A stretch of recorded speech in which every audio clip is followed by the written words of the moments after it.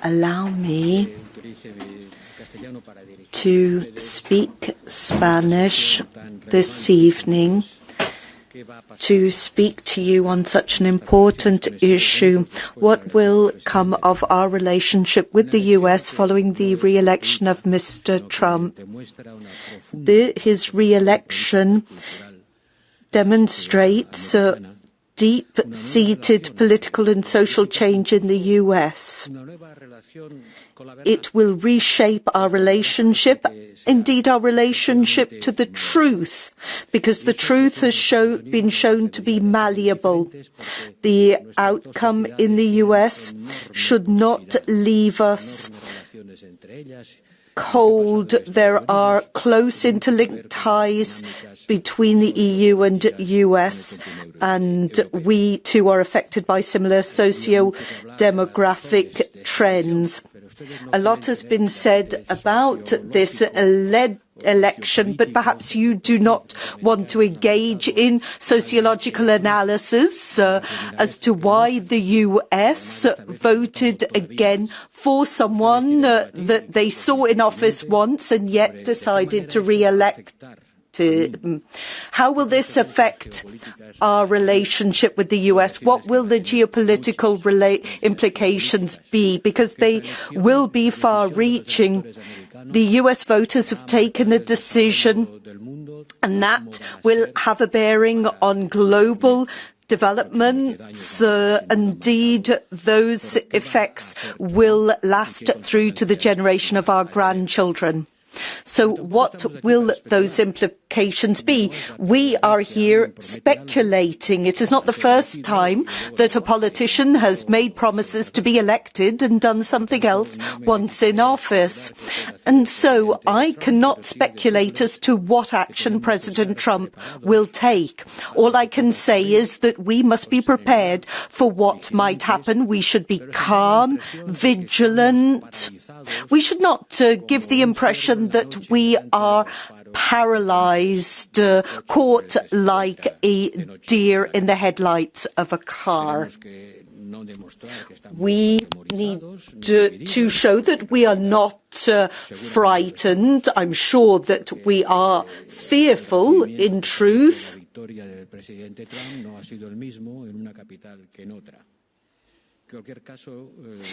In any case, there will be far-reaching consequences for our bilateral relationship. Trump has threatened to impose customs tariffs to the tune of 10%. If he saw through that pledge, that would have an impact on our economies. He's talked about 60% tariffs on all Chinese products. That will have an impact on global markets. The Chinese goods that cannot access the US market may flood our markets. And what about migration policy? There are moral and humanitarian issues that arise here. And what about interest rates levied by the US Federal Reserve?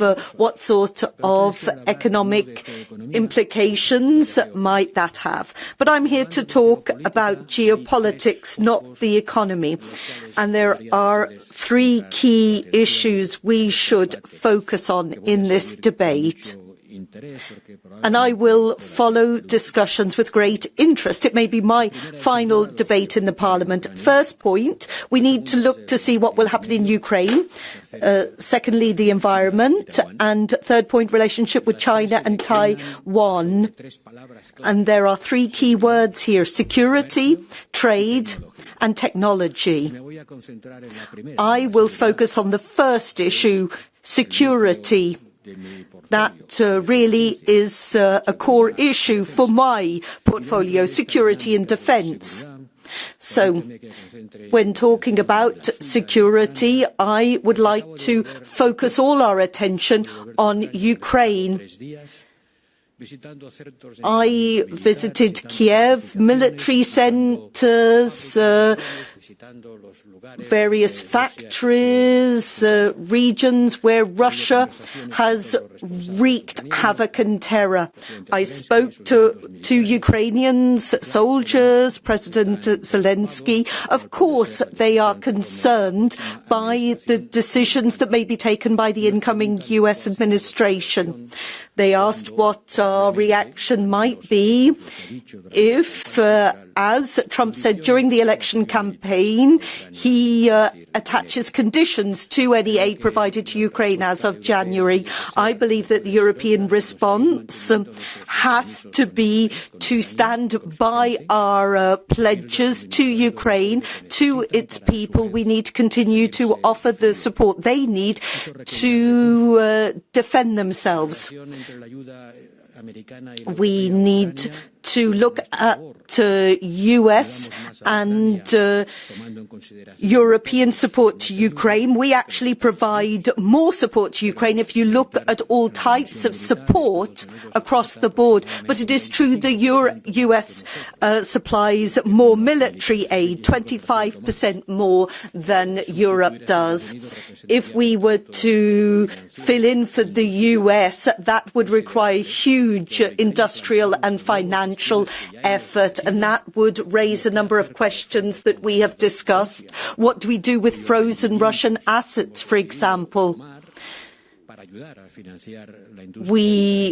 Do we use these funds to finance the Ukrainian defense industry? That would not suffice. We need to tackle unresolved issues here, to look to see what we do with the assets and not just any income arising from those frozen assets. We need to look at what might happen next. We cannot have a diplomatic agreement that sidelines Europe or Ukraine, deal between Russia and the US.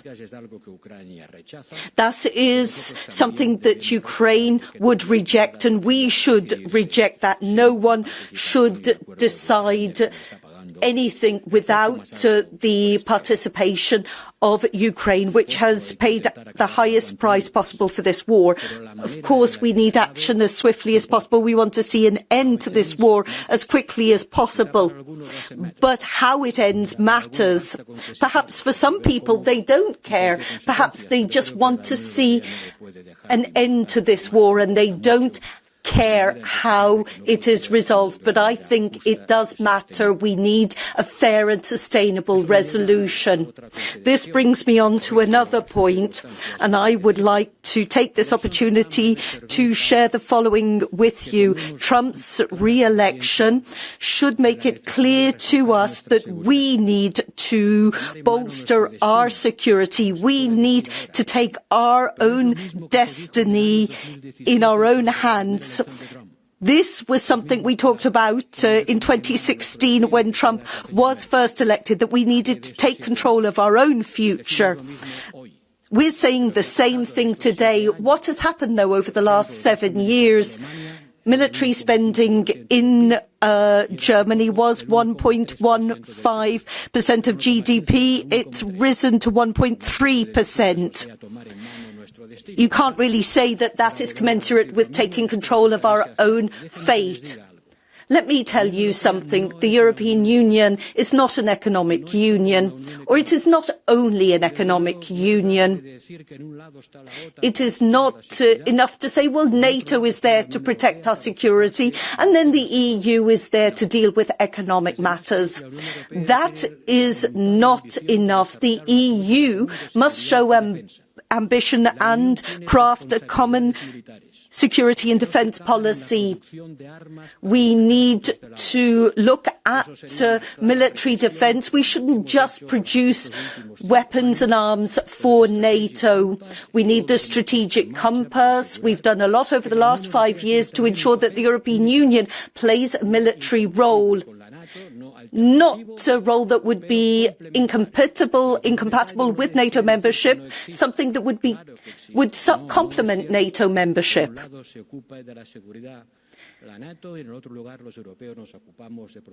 We cannot have NATO responsible only for security, and we produce the weapons. We need to do more. We have the strategic compass, and we need to continue to build on it in the next term. And yes, some things will change. No doubt the U.S. administration, the incoming one, will not have the same focus as President Biden and Secretary of State, my friend, and then there could be less security for the Palestinians. And specifically when we see with China, there will be trade issues and a much more belligerent approach when it comes to the big technological and trade issues. But I won't go into those even more, and I wish you all of the best.